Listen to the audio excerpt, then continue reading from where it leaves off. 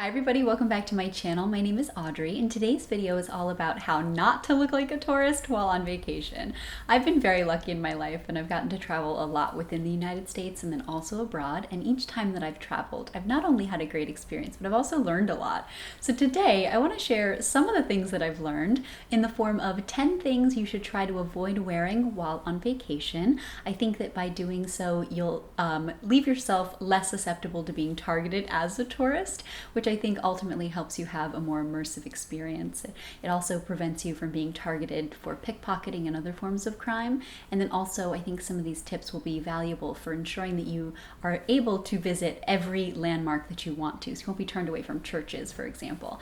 And then before we hop into it though, I do want to say, as with everything that I recommend on this channel, always take it with a grain of salt. Definitely adjust things accordingly to suit you and your personal taste and your personal preferences. And don't ever feel like I'm telling you what you cannot wear, because by all means, wear what you want. These are just some of the things that I think are helpful to keep in mind to make your trip overall more enjoyable.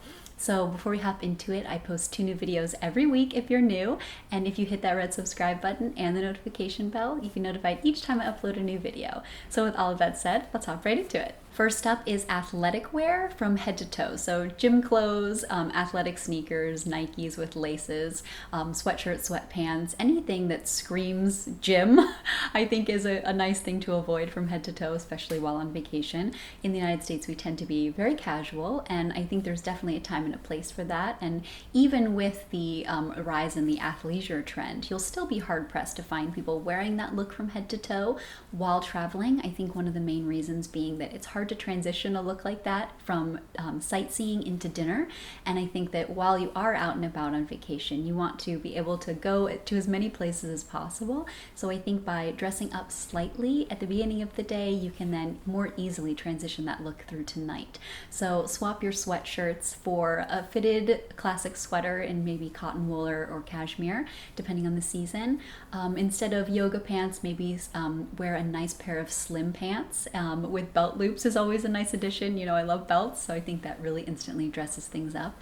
And then in place of your traditional tennis sneakers, swap those for a slip-on sneaker or more of a city sneaker. So I've got a pair of Lacoste that you know I love, but something in that vein will be very comfortable, very easy to wear, but also won't look like you're headed to the gym. So along those same lines, baseball caps, especially those with American teams on them, are usually a dead giveaway that you are a tourist, even though I've definitely seen more of those in recent years than in past years while traveling abroad. I think that as a general rule, try to swap that, leave it at home. If you do want to cover your eyes and protect your head, then maybe opt for a more classic hat style. I'll link some of my favorite ones down below and here on the screen for you.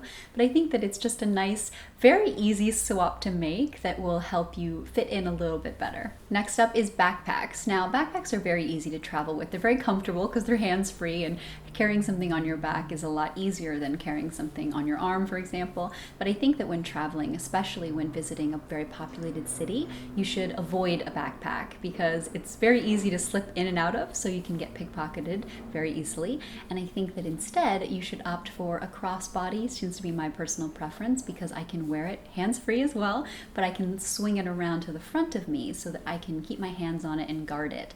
It's something that I learned from living in New York, and I think that it's definitely something that's worthwhile to apply across all major cities and then just travel in general.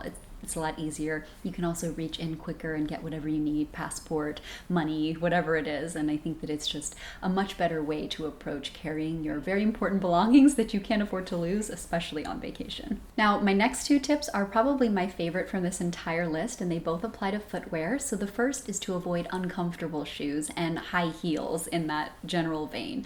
So you'll definitely see people out and about in heels, and you'll definitely see natives from wherever you're visiting wearing high heels. But I think as a general rule, when traveling and you are going to be walking a lot, try to pack comfortable footwear that is still nice looking. So you don't want to go too casual, but you also don't want to kill your feet. And especially if you're not familiar with walking long distances and you don't tend to walk a lot in your day-to-day life, and then you go on vacation and you do walk a lot, your feet are probably going to hurt anyway. So give yourself a fighting chance by starting with comfortable footwear. So a few of my favorites when traveling are sleek sneakers. I try to avoid running or gym shoes shoes like I mentioned earlier, and instead I'll opt for a very sleek lace-up sneaker.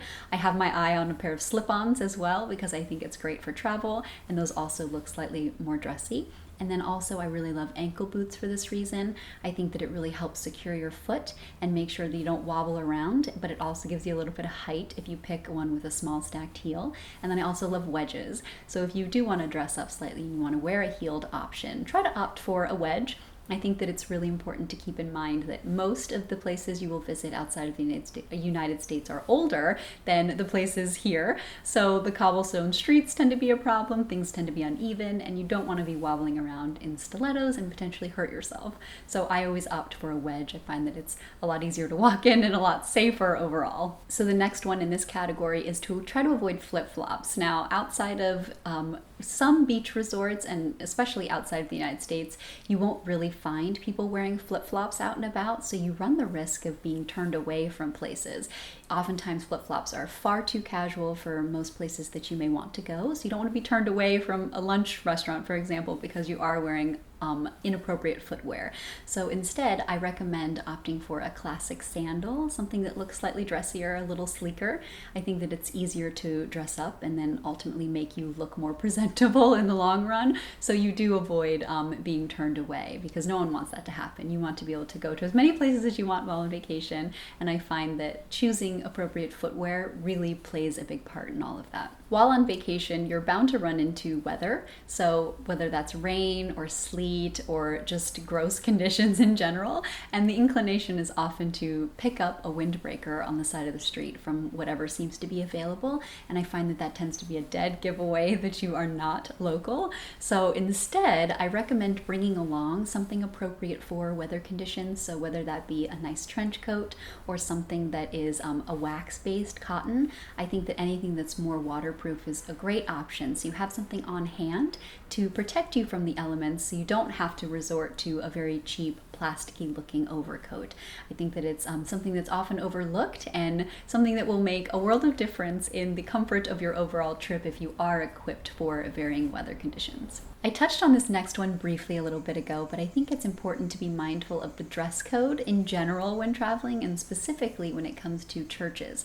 So oftentimes if you are visiting places in Europe with older iconic churches, you want to visit them, but you have to be mindful that they do have a dress code. So oftentimes you aren't allowed to show your shoulders or have a hemline that goes above your knee. So be mindful of that when packing, then also when dressing. So if you are planning on stopping into a church every time you pass one, you want to be prepared every day, then it might be a good idea to pack longer hemlines and trousers and jeans, and then always bring a cover-up. So you can absolutely bring your sleeveless and strapless items. Just make sure you have a cardigan or a shawl so that you're prepared. And that's everything. I hope that you liked this and you found it helpful, and I'd love to know in the comments down below if you have anything to add. And then, like always, thanks for watching, and I'll see you in my next one. Have a great day.